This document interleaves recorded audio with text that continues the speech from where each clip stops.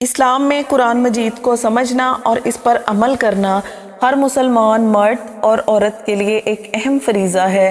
قرآن مجید میں کئی ایسی صورتیں ہیں جن کے پڑھنے، سمجھنے اور ان پر عمل کرنے سے انسان دین و دنیا کی کامیابی حاصل کرتا ہے اور اللہ تعالیٰ کے قرب کا مستحق بنتا ہے۔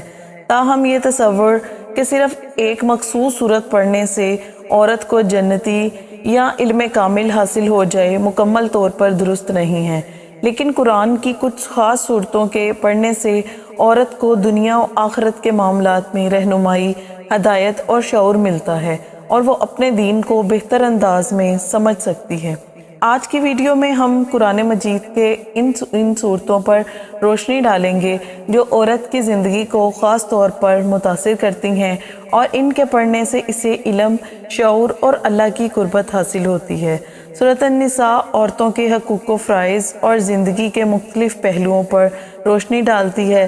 سورۃ النساء میں عورتوں کے معاشرتی، گھریلو اور قانونی حقوق بیان کیے گئے ہیں۔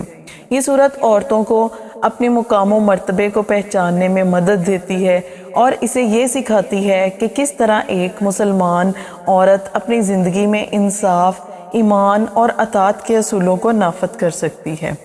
اس صورت کے مطالعے سے عورت کو یہ جاننے کا موقع ملتا ہے کہ اسلام نے اسے وراثت، نگاہ اور دیگر معاملات میں کیا حقوق دیے ہیں۔ سورۃ النور عورت کے لیے عفت، حیا اور پاکیزگی کے اصول پر روشنی ڈالتی ہے۔ اس صورت میں پردے کا احکام، مرد و عورت کے تعلقات کے اصول اور معاشرتی آداب کا ذکر ہے۔ اس صورت کو پڑھنے سے عورت کو یہ شعور حاصل ہوتا ہے کہ وہ اپنی عزت و وقار کو کس طرح محفوظ رکھ سکتی ہے اور معاشرے میں کس طرح خود کو پاکیزہ رکھ سکتی ہے۔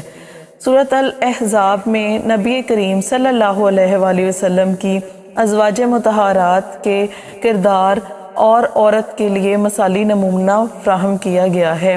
اس صورت میں حجاب کے احکام، گھریلو زندگی کے اصول اور عورت کی عزت و تکریم پر زور دیا گیا ہے۔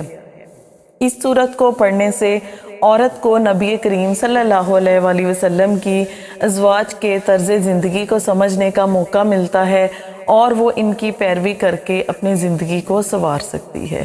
سورۃ مریم میں حضرت مریم علیہ السلام کی پاکیزگی، تقوی اور قربانی کی مثال دی گئی ہے۔ اس صورت میں حضرت مریم علیہ السلام کی پاکیزگی، اللہ پر توکل اور آزمائشوں میں ثابت قدمی کا ذکر ہے۔ اس صورت کو پڑھنے سے عورت کو یہ سبق ملتا ہے کہ کس طرح مشکل حالات میں اللہ پر بھروسہ کرتے ہوئے اپنی زندگی کو کامیابی سے گزارا جا سکتا ہے۔ سورۃ الفاتحہ کو ام القرآن کہا جاتا ہے اور یہ قرآن کا خلاصہ ہے۔ اس صورت میں اللہ تعالیٰ کی حمد، بندگی اور ہدایت کی دعا شامل ہے۔ عورت اس صورت کو پڑھ کر اپنی زندگی کے ہر معاملے میں اللہ سے ہدایت کی دعا کرتی ہے اور اپنی روحانی حالت کو بہتر بناتی ہے۔ سورۃ البقرہ قرآن کی سب سے بڑی سورت ہے اور اس میں زندگی کے تمام پہلوؤں کے بارے میں رہنمائی فراہم کی گئی۔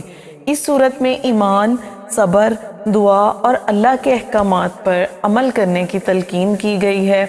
اس صورت کو پڑھنے سے عورت کو یہ علم ہوتا ہے کہ وہ اپنی زندگی کو قرآن کے اصولوں کے مطابق کیسے گزار سکتی ہے اور شیطانوں اور وسوسوں سے کیسے بچ سکتی ہے۔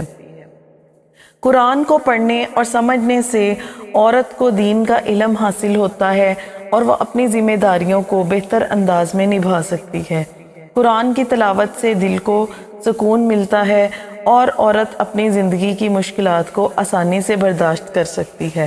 قرآن کی آیات کو سمجھنے سے عورت کی دنیاوی اور دینی معاملات میں حکمت حاصل ہوتی ہے۔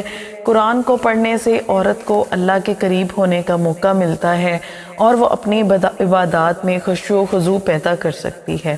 قرآن مجید کی کوئی ایک مخصوص صورت ایسی نہیں ہے جسے پڑھنے سے عورت جنتی ہو جاتی ہے، بلکہ پورا قرآن علم و ہدایت کا خزانہ ہے۔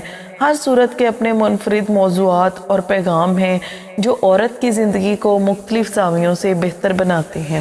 عورت کو چاہیے کہ وہ قرآن کو روزانہ پڑھے، اس کے معنی کو سمجھے اور اپنی زندگی میں اس پر عمل کرے تاکہ وہ دنیا و آخرت میں کامیاب ہو سکے۔ جزاک اللہ۔